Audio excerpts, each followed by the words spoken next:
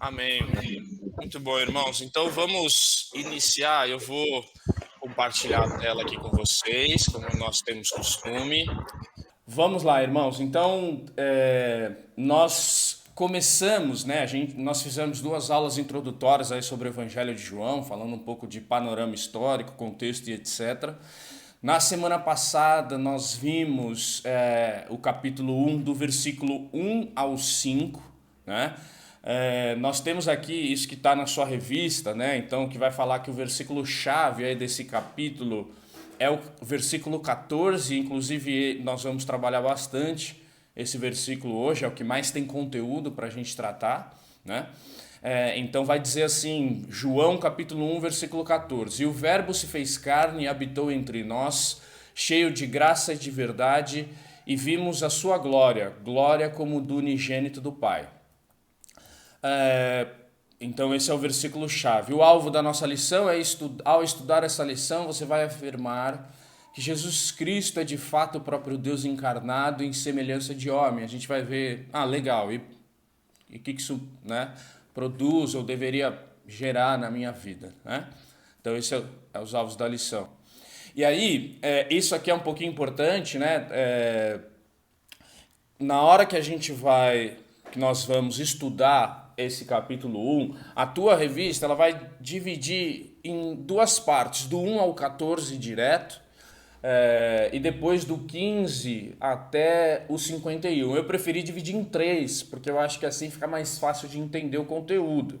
Então nós vimos na semana passada esse prólogo que era para ver inteiro, mas eu não consegui, mas colocamos ali João capítulo 1 do 1 ao 5, e depois e hoje nós vamos ver do 10 ao 14. E aí tem um intervalo interessante aí, porque no meio dos versículos, ou seja, entre o 5 e o 10, você tem ali o 6 e o 9, que vai falar de João Batista. E depois ele para de falar de João Batista, é como se fosse um intervalo, e volta lá no versículo 15. Então por isso que nós vamos analisar o ministério de João Batista separado, né? Então, no momento em que a gente está estudando o prólogo, né, que é o início, o princípio, aquilo que o João quer dizer, começar a falar no teu evangelho, a gente faz essa distinção. E depois, por último, e aí tudo isso eu acredito que é possível falar na semana que vem, tanto o ministério de João Batista como Jesus e o seu encontro com os primeiros discípulos, né, e quais foram as reações deles e etc. Ok? Então, nós vimos na semana passada, eu vou ler bem rapidamente aqui para vocês, recapitular aí para você que eventualmente não estava na semana passada. Nós lemos do 1 ao 5, né? Evangelho de João, capítulo 1, do 1 ao 5, que vai dizer: no princípio era aquele que é a palavra, eu coloquei entre parênteses verbo, né, em algumas traduções. Ele estava com Deus e era Deus. Ela, porque aí no caso é a palavra, né, nessa versão da NVI, ela estava com Deus no princípio. Todas as coisas foram feitas por intermédio dele. Sem ele, nada do que existe teria sido feito. Nele estava a vida, e esta era a luz dos homens. A luz brilha nas trevas, e as trevas não a derrotaram, ou em outras versões, não a compreenderam, não a aceitaram, né? Nós vimos, aqui eu só trouxe esse quadrinho, a gente viu, acho que tinha uns 6 slides sobre o Logos, né? Mas, em resumo, esse comentário aqui, Esperança, ele traz uma declaração muito boa. Ele vai dizer: a todos João declara tudo que vocês possam ter imaginado ou presumido até agora sobre o Logos, verbo ou palavra, né? O Logos significa a palavra ou verbo, por isso que ele usa esse termo, que é um termo grego, no começo ali. E ele vai dizer: tudo que vocês pensaram sobre isso até agora aparece com clareza e realidade plena somente em Jesus Cristo. Somente em Jesus Cristo vocês encontram o que vocês presumiam, imaginavam e buscavam. Então, lembre que esse termo logos que ele usa no começo aí do Evangelho, já existiam várias concepções, percepções sobre o que significa esse logos. Então, o intuito de João, quando ele usa esse mesmo termo na palavra de Deus, ele faz tanto os judeus que estavam lendo quanto outras pessoas que não eram judeus, né, gentios, como eles usavam esse termo também, a refletir sobre tudo aquilo que um dia eles já pensaram que poderia ser esse logos, né? E aí ele então fala: esse Logos sempre foi, sempre é e sempre será Jesus Cristo. Tudo aquilo que vocês presumiam, imaginavam e buscavam, né? Então, muito bonito isso que o comentarista fala e como ele interpreta essa parte.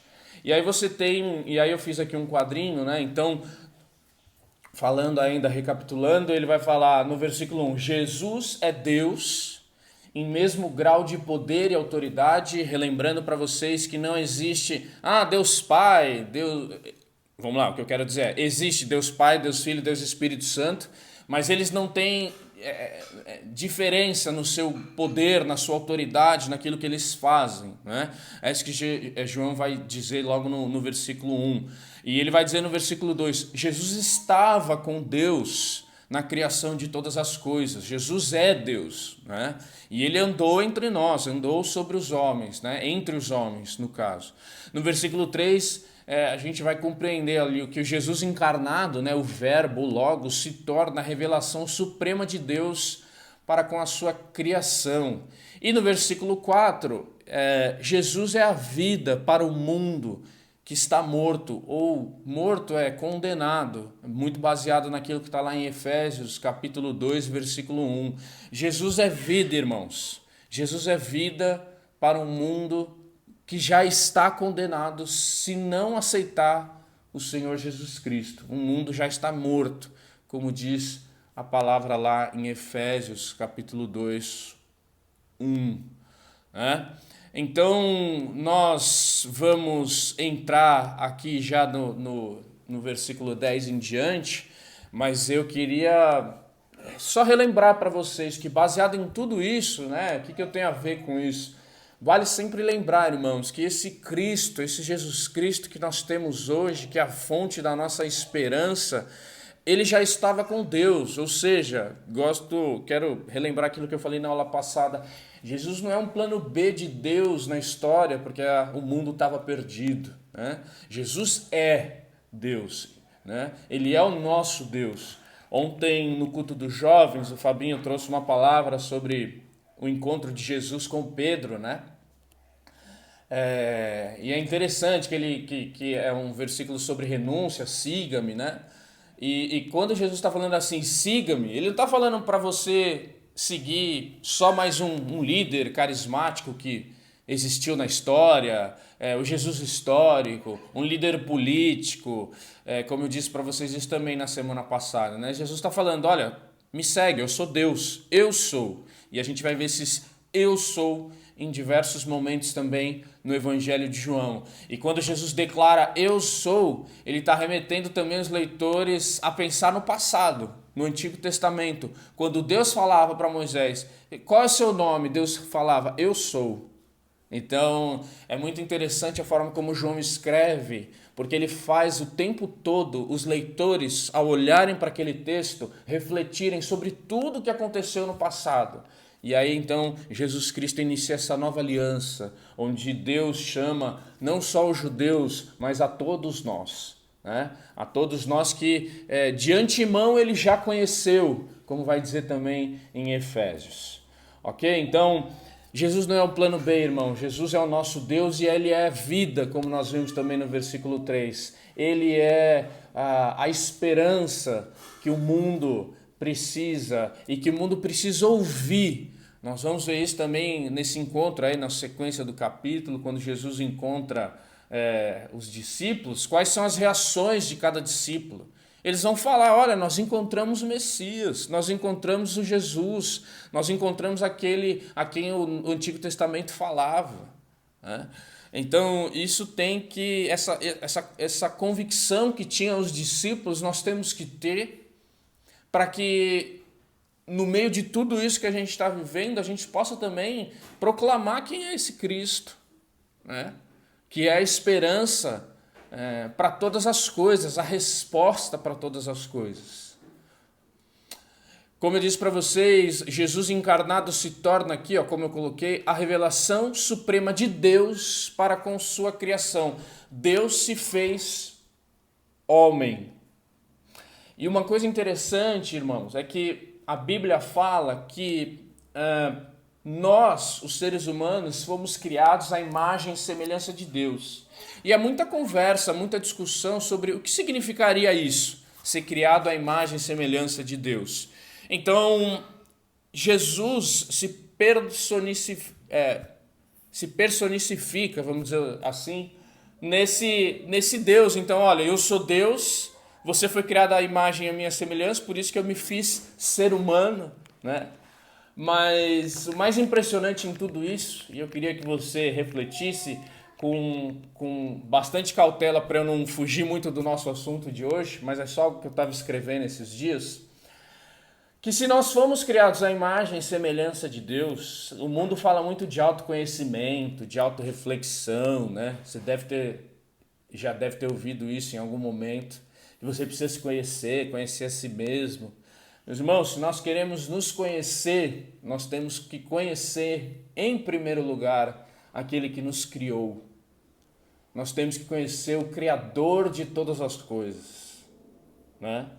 Porque aí sim a gente vai conseguir nos conhecer e vai estar muito ligado com aquilo que está lá em Efésios, né? Antes todos nós estávamos mortos em delitos e pecados, mas Deus, em sua misericórdia, nos salvou através do sacrifício de Jesus Cristo. Ok? Então reflitam sobre isso, pensam também sobre isso, todas essas grandiosidades da palavra de Deus e aquilo que Ele quer nos dizer. E aí entrando então, depois de tudo isso, entrando já no versículo 10, eu já trouxe aqui para vocês o texto bíblico na versão NVI, né, Nova Versão Internacional. Eu sempre falo as versões porque às vezes uma palavra ou outra é diferente. E é exatamente essa diferença de palavra que às vezes se usa na revista ou, enfim, que você vê por aí, mas a gente tem condição de compreender da mesma forma, tá? Então, João capítulo 1, versículo 10, versículo 14, que vai dizer assim, alguém pode ler rapidinho? Que a palavra tornou-se carne e viveu, habitou entre nós. Vimos a sua glória, glória como do unigênito vindo do Pai, cheio de graça e de verdade. Então vai dizer assim, ó, aquele que é a palavra estava no mundo. Talvez na sua Bíblia pode ser, aquele que é o verbo estava no mundo, e o mundo foi feito por intermédio dele, mas o mundo não o conheceu. Veio para o que era seu, mas os seus não o receberam. Contudo, aos que o receberam, aos que creram em seu nome, deu-lhes o direito de se tornarem filhos de Deus. Eu coloquei aí entre parênteses uma conexão com o versículo 13, nós vamos entender isso por quê? Porque a nossa Bíblia é dividida entre capítulos, versículos, né, e as suas pontuações, e muitas vezes, irmãos, nós perdemos um pouco, ou talvez interpretamos errado algumas coisas, porque o versículo 12, ele não, na minha opinião, não deveria ser dividido com o versículo 13, deveria ser uma frase só, porque senão a gente pode confundir alguma coisa, né? Por exemplo, contudo aos que receberam, aos que creram em seu nome, deu-lhes o direito de se tornarem filhos de Deus. Mas quem são esses que creram? Será que esses que creram foi porque creram, por vontade própria, né? É o que o versículo 13 responde. E vai dizer assim, ou seja, eu não posso ler o versículo 12 de forma isolada, né? E vai dizer lá no versículo 13, aos que não nasceram por descendência natural, ou seja, ele está falando sobre os que creram. Eles não nasceram por descendência natural, nem pela vontade da carne, nem pela vontade de algum homem, mas nasceram de Deus. E aí o versículo 14, que a irmã Edna leu, né? Aquele que é a palavra tornou-se carne e viveu entre nós. Em outra tradução, aí talvez na sua, vai estar escrito habitou. Tudo isso que eu estou falando, a gente vai entender por que eu fico fazendo fico lembrando essas distinções, né? Vimos a sua glória, glória como do unigênito vindo do Pai, cheio de graça e de verdade. Então vamos lá. No versículo 10, o que nós temos aí, né? Vai dizer, aquele que é a palavra, ou o verbo, estava no mundo, e o mundo foi feito por intermédio dele, mas o mundo não reconheceu. Por isso que eu quis fazer essa distinção para vocês, A primeira parte do nosso estudo é do 1 ao 5 e depois do 10 ao 14, pulando o 6 e o 9. Porque o versículo 10 ele faz conexão com o versículo 1.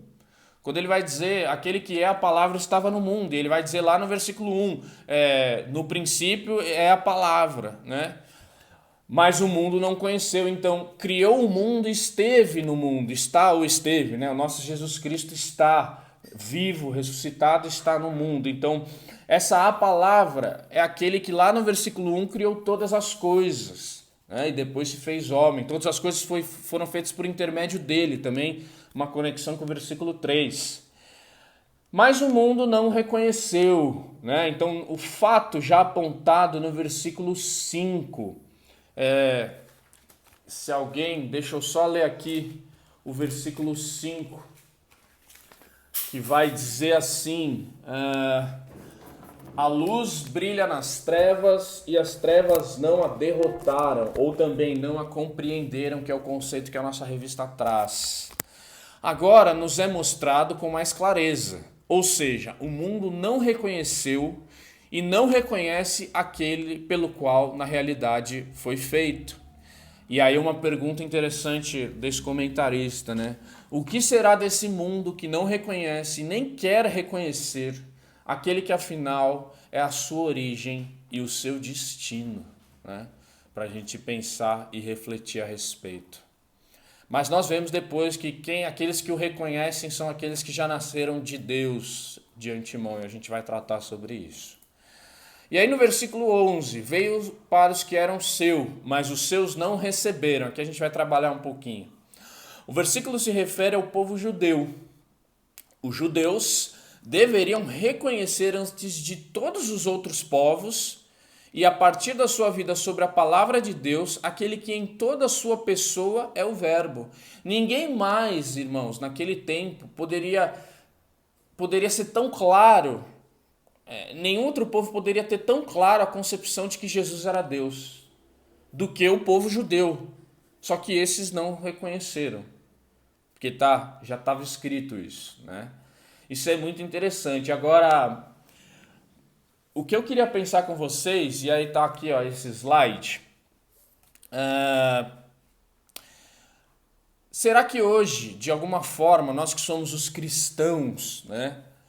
De alguma forma a gente vive sem reconhecer quem é esse nosso Deus? Ou sem viver para as pessoas que estão à nossa volta de uma forma que elas não identifiquem esse Deus nas nossas vidas? Eu queria olhar para vocês aqui e perguntar: como que hoje eu posso conhecer Deus ou conhecer melhor Jesus Cristo? Onde? Como? O que vocês acham aí? É isso. Essa é. Amém. Amém, dona Expedita. Mas até o nosso amor ao próximo, ele tem que ser um amor incondicional, baseado na palavra. O conceito de amor bíblico, muitas vezes, pode ser diferente do conceito de amor ao próximo que o mundo tem, que muitas vezes se torna, às vezes, só um ativismo social, né? E o nosso conceito de amor bíblico é pregar o evangelho. E a gente só consegue pregar esse evangelho conhecendo a palavra. Porque Jesus é a palavra. E da mesma forma como Deus se revelou ao homem através de Jesus Cristo, e aí é muito legal, né? Porque os apóstolos falam assim: nossa, nós vimos e nós testificamos sobre isso. Ele vai falar depois mais pra frente. Mas eu não vi, Renan aqui. Eu queria ver também. Não é verdade? Eu também queria ver Jesus andando aqui ó, na minha rua. Eu falo: peraí, eu tô indo aí. Não é verdade? Porque ele era Deus. Mas como que eu encontro esse Jesus Cristo hoje? Na palavra. Exatamente, minha irmã. E Jesus Cristo está na palavra. Então, a pergunta a partir disso é pensar o quanto eu tenho me dedicado em conhecer a palavra. E quando a gente usa a palavra, a pergunta é o quanto eu tenho me dedicado e buscado conhecer Jesus Cristo. Vamos voltar aqui para os slides. Como, onde podemos hoje ver, reconhecer a Jesus Cristo, irmãos? Então, aquilo que eu coloquei, se Cristo é a palavra, quantas vezes por dia eu falo com Cristo? Ou eu busco mais a Cristo? Isso é uma pergunta que eu fiz semana passada. Eu tenho vivido como testemunha dessa palavra? Como eu disse para vocês, as pessoas reconhecem Cristo através da minha vida, dos meus pensamentos, das minhas ações, das minhas emoções. A.W. Pink, ele vai dizer que para um mundo assustado, uma igreja forte. Ou para um mundo que está assustado, uma igreja forte. E o mundo está muito assustado, irmãos. Se nós como cristãos, de certa maneira, sentimos naturalmente um pouco de medo, ficamos um pouco ansiosos, mas isso não pode nos dominar da mesma forma que isso domina as pessoas do mundo. Porque nós temos Cristo, nós temos a esperança, nós temos a resposta que essas pessoas estão buscando. Isso tem que nos encorajar e as pessoas têm que ver isso nas nossas vidas. Ou seja, os meus pensamentos, as minhas ações, as minhas emoções que as pessoas estão vendo precisa ser diferente da mesma forma como elas agem. Não é? E aí, por último, é possível viver para a glória de Deus sem conhecê-lo? Ou seja, será que eu vivo para a glória de Deus como fala na palavra, sem conhecer? E como que eu deixo de conhecer a Cristo? Ignorando as Escrituras, ignorando a palavra, não buscando, não lendo, não conhecendo esse Cristo. Então, esse versículo 11 me chamou bastante atenção, porque os judeus, eles dominavam, irmãos, a palavra. Agora, imagina nós que eventualmente negligenciamos de certa forma a palavra. Como que nós vamos conhecer Deus ou mostrar Deus para as pessoas? Eu trouxe esses dois versículos também para você pensar. Hebreus, capítulo 2, versículo 3 diz: como escaparemos nós se negligenciarmos tão grande salvação? Esta salvação, primeiramente anunciada pelo Senhor, foi-nos confirmada pelos que a ouviram. E interessante, porque Hebreus está fazendo uma conexão também muito forte com o capítulo 1, que fala: de muitas maneiras Deus falou. E ele está remetendo esse pensamento ao Antigo Testamento. Mas agora ele fala através de Jesus Cristo. Né? Muito interessante isso. Então, como que nós vamos negligenciar hoje, por exemplo, a leitura bíblica? Filipenses 2:12, nós lemos todo o trecho de Filipenses 5:10 e que todo mundo acha lindo, eu também acho, eu amo esse texto. Mas tem a continuação do texto, né? Então, só lembrando uma frase que eu escutava sempre no seminário de um professor que eu gosto muito: um texto fora de contexto é um pretexto para uma heresia. Então, a gente tem que ler, não pode ser versículos isolados, irmãos, tem que ler o texto completo. E aí, aquele texto de Filipenses 2, 5 até o 10, até o 11, se você não lembra, depois você lê, mas o 12 vai dizer assim, então depois que ele conclui o pensamento: meus amados, como vocês sempre obedeceram, não só na minha presença, porém muito mais agora na minha ausência, Paulo está falando, né? Desenvolvam a sua salvação com temor e tremor, né? Então nós precisamos desenvolver aquilo que um dia nos foi dado, de graça. E nós só desenvolvemos isso através da leitura, da oração, da comunhão com os irmãos. Mas da leitura, né, da doutrina dos apóstolos, como vai falar lá em Atos 2, Atos 1, do 42 até o 47, se eu não me engano. Então, vamos ler a palavra, irmãos. Isso é fundamental para a nossa caminhada cristã. Ok, então no versículo 12, seguindo aí, versículo 12 ao 13, vai dizer: contudo, aos que receberam, aos que creram em seu nome, deu-lhes o direito de se tornarem filhos de Deus, os quais não nasceram por descendência natural, nem pela vontade da carne, nem pela vontade de algum homem, mas nasceram de Deus. E aí tem um comentário aqui da Bíblia do Estudo de Genebra que vai dizer assim: assim como o nosso nascimento físico não foi resultado do nosso próprio esforço ou vontade, ou seja, nem você, para você nascer, você conseguiria isso, né? O seu pai e sua mãe que fizeram esse esforço, né? Ou tiveram essa vontade e aí você nasceu. Ou seja, nem o seu nascimento físico é pelo seu próprio esforço. Do mesmo modo, devemos o nosso nascimento espiritual à vontade de Deus e ao poder do Espírito Santo. Então, por isso que eu falei para vocês, não se pode ler o versículo 12 isoladamente, porque senão eu vou achar, contudo aos que creram, aos que receberam, eu que criei, eu que fui atrás, né, desse Jesus. Não. O versículo 13 vai dizer que todos nós que cremos em Deus, nascemos primeiramente de Deus. Efésios vai tratar disso, a gente já falou muitas vezes de Efésios aqui. Né? É pela graça, é pela misericórdia de Deus que nós cremos. Qual que é a nossa obrigação diante disso? Se derramar na presença do Senhor, porque nós não merecemos, e pregar o evangelho para as pessoas, porque ele ainda tem salvação para muita gente, para muita gente. A nossa obrigação é pregar o evangelho. Certo? Então no versículo 14, esse é aquilo que a gente vai trabalhar um pouquinho mais, a gente tem, acho que são 9h43, dá tempo. Aquele que a palavra tornou-se carne e viveu, habitou entre nós, habitou talvez aí na sua versão. Vimos a sua glória, glória como do unigênito, vindo do Pai, cheio de graça e de verdade. Na sua revista, ele traz isso aqui é bem interessante, tem um pouco mais de filosofia no meio, mas é bacana a gente se atentar a isso. Nos dias do apóstolo João, existia um tipo de protognosticismo, os primeiros ensaios do gnosticismo. O que era o gnosticismo? Né?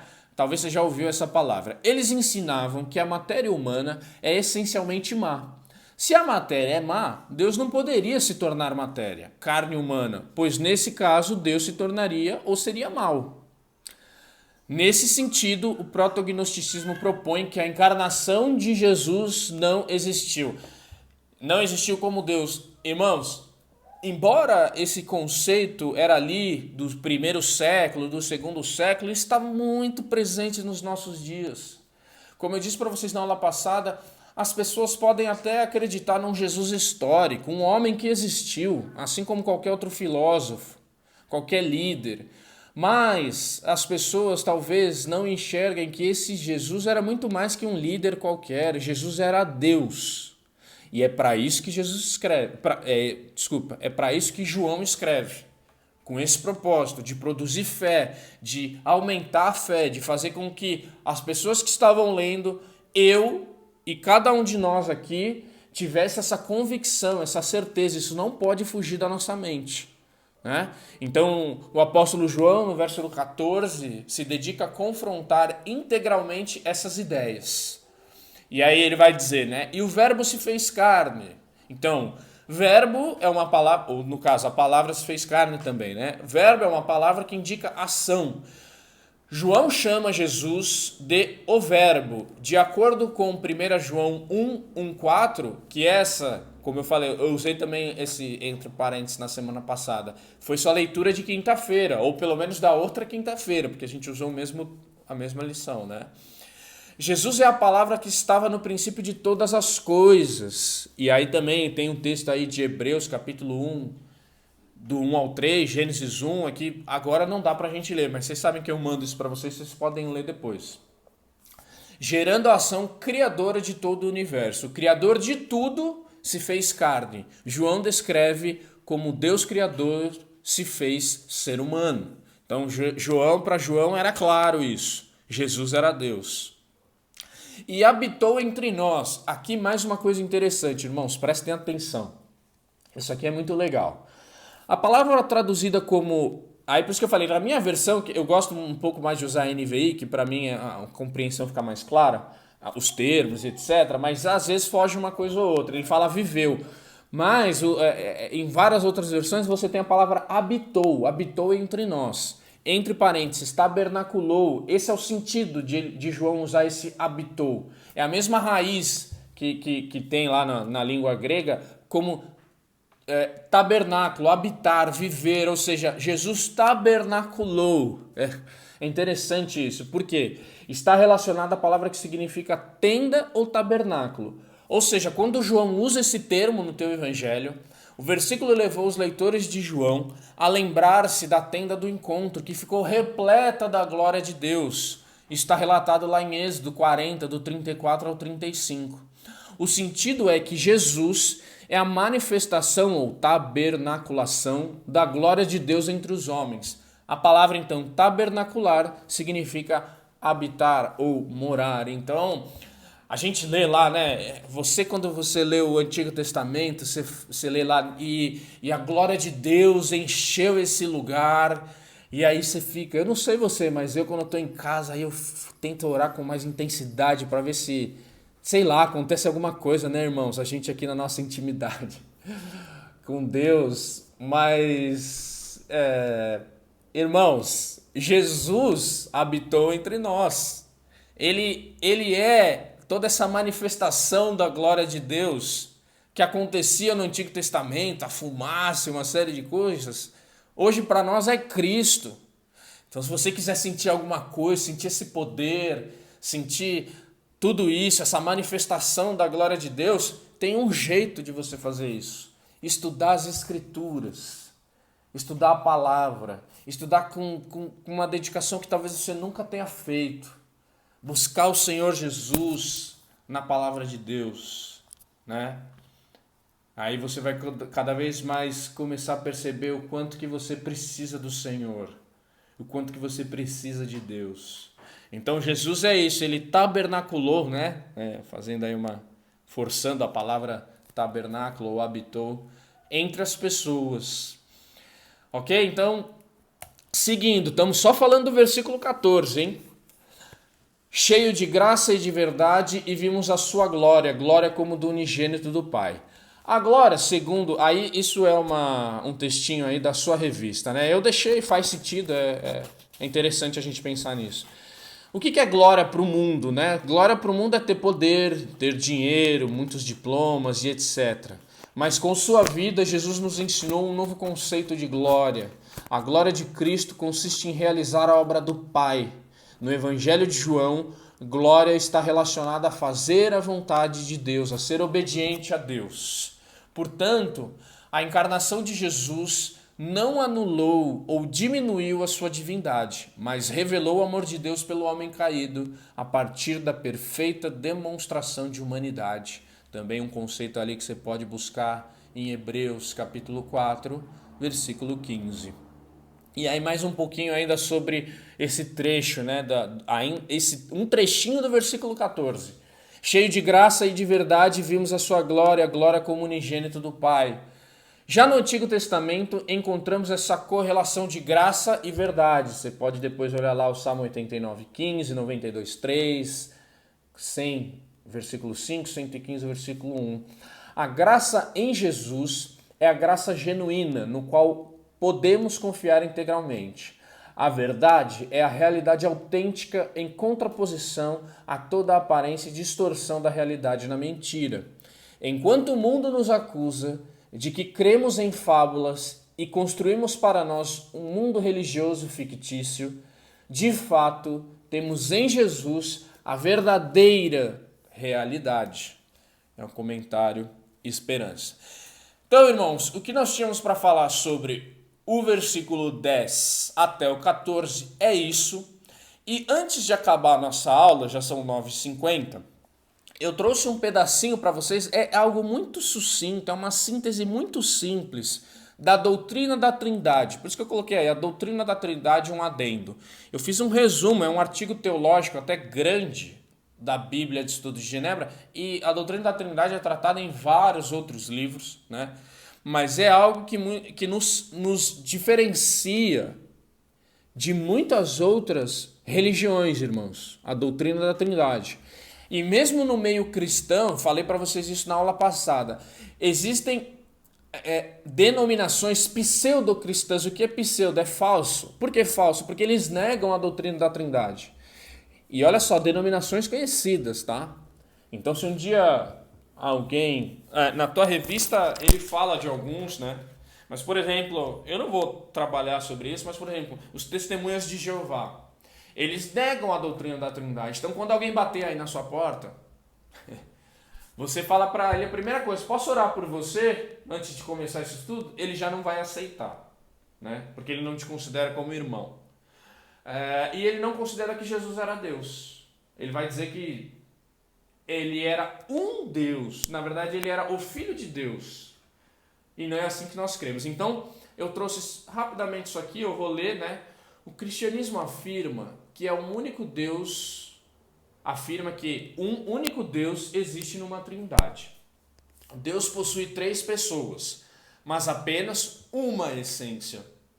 As 3 pessoas estão eternamente juntas em cooperação. Cada pessoa está envolvida em tudo o que as outras fazem, pois o Pai está no Filho e o Filho está no Pai. E o Espírito é tanto Espírito de Deus quanto Espírito de Cristo. Tudo isso que a gente está falando tem as referências bíblicas aí. O próprio Cristo pressupôs a doutrina da Trindade ao instituir o batismo em nome do Pai, do Filho e do Espírito Santo, como nós vemos lá em Mateus. E as 3 pessoas compartilham um único nome, porque são um único Deus.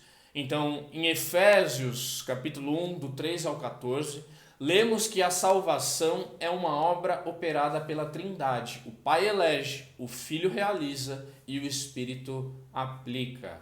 Então, só trouxe isso mesmo, mais como algo adicional, não tem isso na sua revista, mas nós sabemos que até mesmo, por exemplo, outras religiões monoteístas acusam o cristianismo de ser uma religião politeísta, de dizer que nós cremos em 3 deuses. Mas não são 3 deuses, é um único Deus em 3 pessoas. É o mistério da Trindade, né? Da doutrina da Trindade.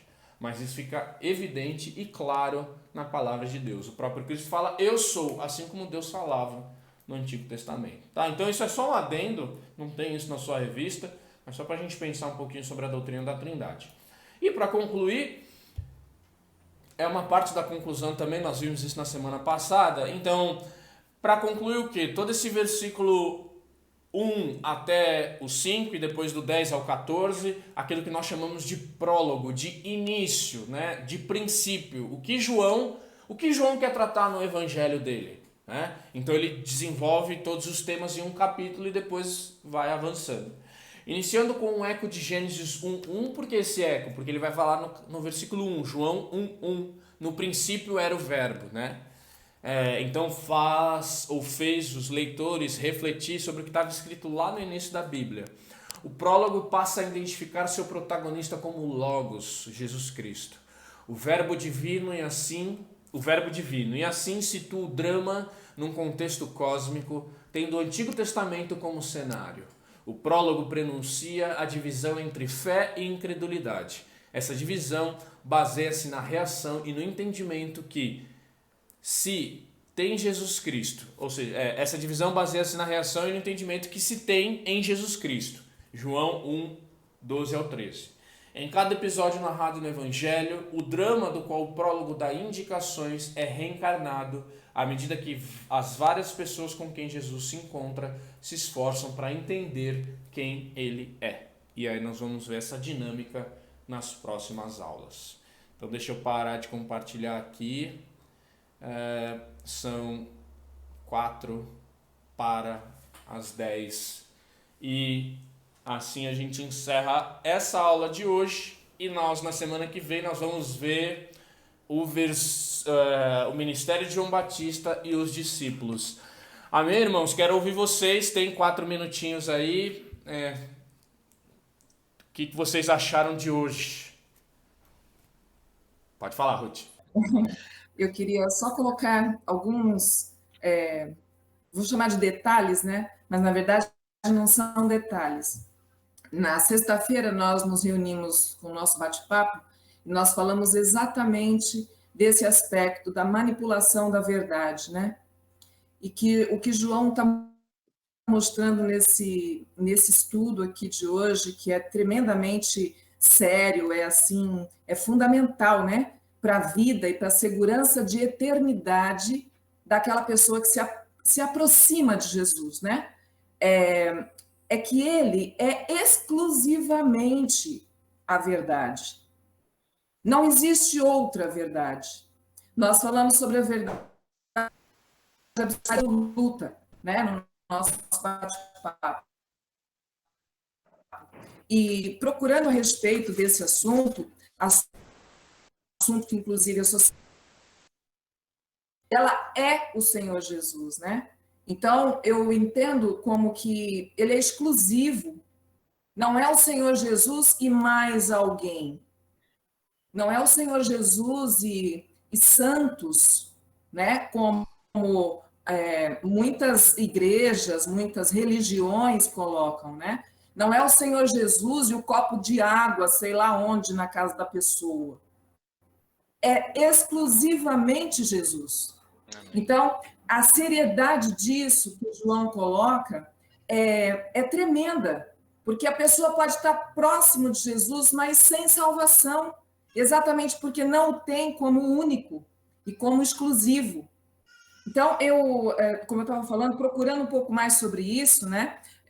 Eu vi uma frase que eu achei ela, assim, resume tão bem isso. Perceber parcialmente a verdade não fará dela parcialmente verdadeira. Isso quer dizer que Jesus ele é inteiramente Deus, inteiramente o Salvador e exclusivamente o Salvador. Então, muita gente conhece Jesus, ouve falar, conhece a questão deste primeiro versículo, né?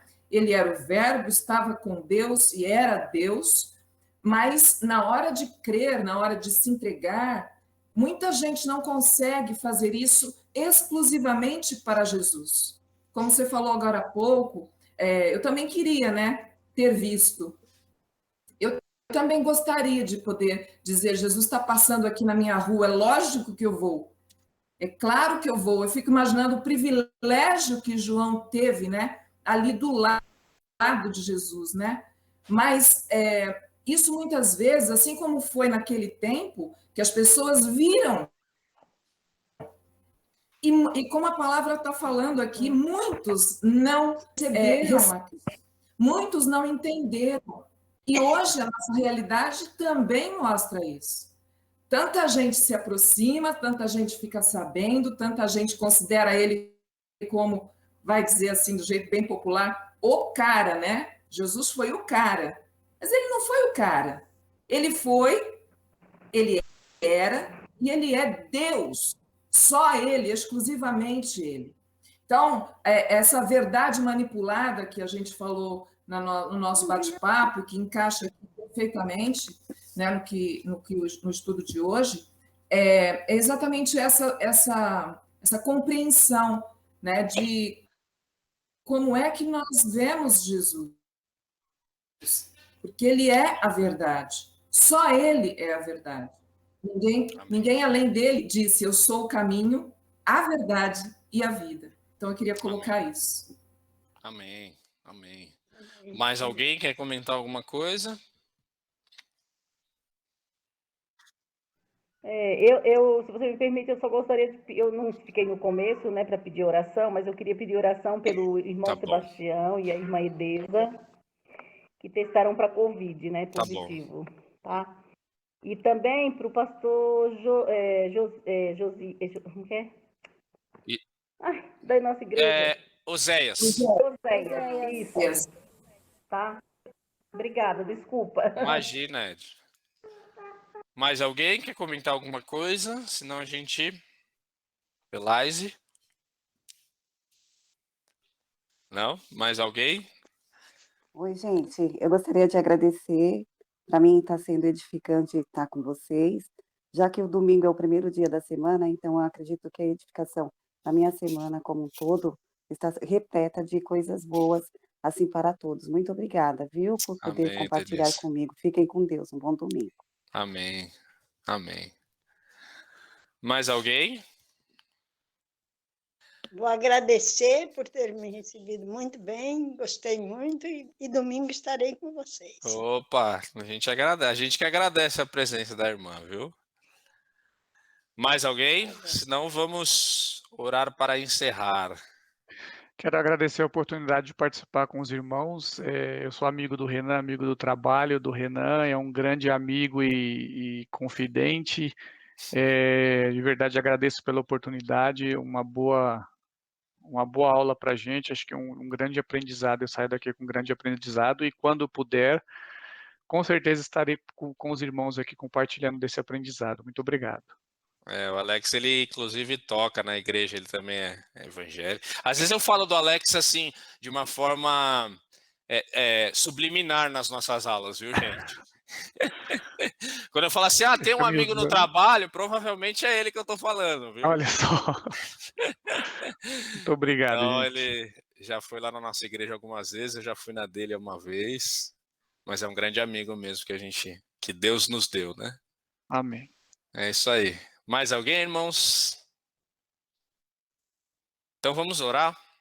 Eu vou orar para a gente encerrar, e aí você tem o seu tempo aí de descansar um pouquinho, às 10h30 no nosso culto, ou para o Alex às 11 horas lá, que o culto dele é às 11 na igreja dele, tá bom? Vamos orar. Santo Deus poderoso, muito obrigado, Senhor, por essa oportunidade, ó Pai, que o Senhor nos dá de estar aqui, ó Deus, em comunhão, ó Deus, com os nossos irmãos, com a nossa sala, ó Deus. Pai, eu peço ao Senhor que o Senhor esteja com cada um aqui em especial, ó Deus, às vezes até mesmo em algum momento, no nosso momento de oração, por algum motivo alguém não se expõe, ou não pede, ou não fala, mas o Senhor conhece, ó Pai, o coração de cada um, meu Deus. Por isso, eu peço ao Senhor que, através de cada pessoa que está aqui, o Senhor abençoe também as famílias representadas, ó Deus, nesse momento, ó Pai. Que o Senhor haja, ó Deus, poderosamente, ó Pai, na situação do nosso país, meu Deus. Nós apresentamos e colocamos diante do Senhor todos os governantes, todos eles, ó Deus, sem exceção, para que eles possam, ó Deus, conduzir o nosso povo, a nossa nação, de uma maneira, ó Pai, que possa diminuir essa doença, ó Deus. Pedimos e clamamos ao Senhor que o Senhor refreie, ó Deus, essa doença, ó Pai, porque o que nós temos, ó Deus, é a oração, ó Pai, é o clamor ao Senhor, ó Deus. Por isso, nós clamamos ao Senhor, ó Deus. Nós te agradecemos também, porque nós sabemos que muitas pessoas têm se recuperado, ó Deus. E nós te pedimos a recuperação ainda por todas essas pessoas que estão próximas de nós, como a Edna trouxe agora no final, o irmão Sebastião, a sua esposa, eu acredito, o pastor Oséias também, na nossa igreja tantos casos, a irmã Dalzir, irmão Orlando, Senhor, que o Senhor haja com providência, que o Senhor trabalhe na recuperação de cada um deles, Pai, nós te clamamos, ó Deus. Ó, meu Deus amado, que o Senhor continue, ó Deus, nos despertando, ó Deus, que o Teu Espírito Santo incomode a nossa mente, o nosso coração, para estudar a Sua palavra, ó Deus, para Te conhecer mais e mais, para Te buscar cada dia mais, ó Deus, em nome de Jesus. Que possamos buscar o Senhor através das Tuas Escrituras, ó Pai, e que assim, ó Deus, nós possamos refletir a glória do Senhor para as pessoas que estiverem à nossa volta. Nos dê um domingo de paz, um domingo na sua presença, ó Deus. É isso que nós te pedimos nesse momento, em nome de Jesus. Amém, ó Deus. Amém. Amém. Amém. Amém, meus irmãos. Bom dia, um ótimo domingo e vamos nos falando, tá bom? Bom dia, muito obrigada pela aula. Bom dia. Amém. Bom dia, bom dia. E na paz. Amém. Um beijo. Amém. Deus abençoe a todos. Um ótimo domingo. Bom ver vocês. Amém. Amém.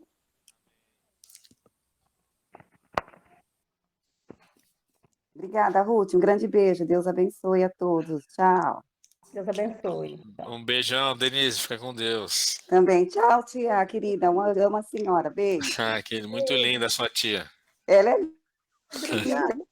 Mesmo, ela tem 92 anos. Eu só tenho ela. Beijo. Tchau, tchau. Amém. Tchau, tchau. Ela é irmã da minha mãe. Tchau, tchau. Amém.